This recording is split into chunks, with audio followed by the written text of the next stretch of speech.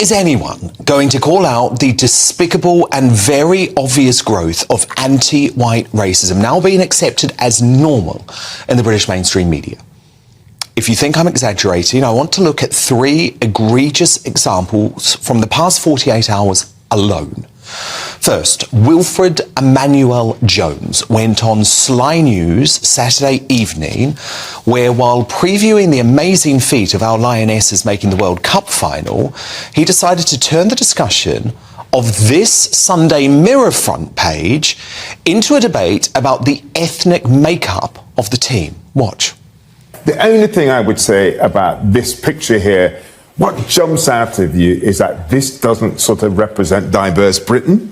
It's all these blonde, blue-eyed girls, and, you know, I wish them well, but I do think we need to ask ourselves questions about why is it that we've got, it has a lack of diversity. They're playing sport at an elite level, and they are from Britain, and they're women.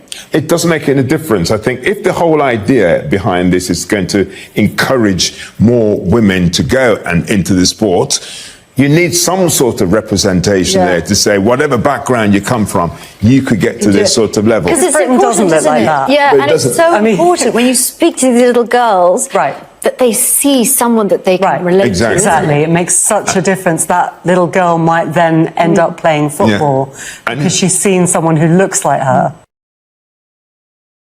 Just imagine if that scenario were reversed with any other sporting team that might feature a different ethnic makeup. Some of them are there. It just wouldn't happen, nor should it. We have lost all sense of rationality if national selectors are thinking about race before ability. By the way, as GB News contributor Rafe Haydel-Manku pointed out over the weekend, according to the 2021 census, England is 4.2% black. 13% of the Lionesses are black, 3 players out of the 23-member squad. So actually, that's 3 times more than the population, which I would say is more than representative. As social commentator Konstantin Kisin wrote about this, is what happens when you tolerate, encourage and incentivize race baiting in the media. This is why the diversity agenda needs to be dismantled brick by brick. It stopped being about fairness a long time ago. It's just a new form of racism now. Is it any wonder these conversations are taking place in the media on a regular basis when London's failed mayor, Sadiq Khan, is caught out having equally discriminatory conversations? So this weekend, his team was exposed for warning against the use of a picture of a white family.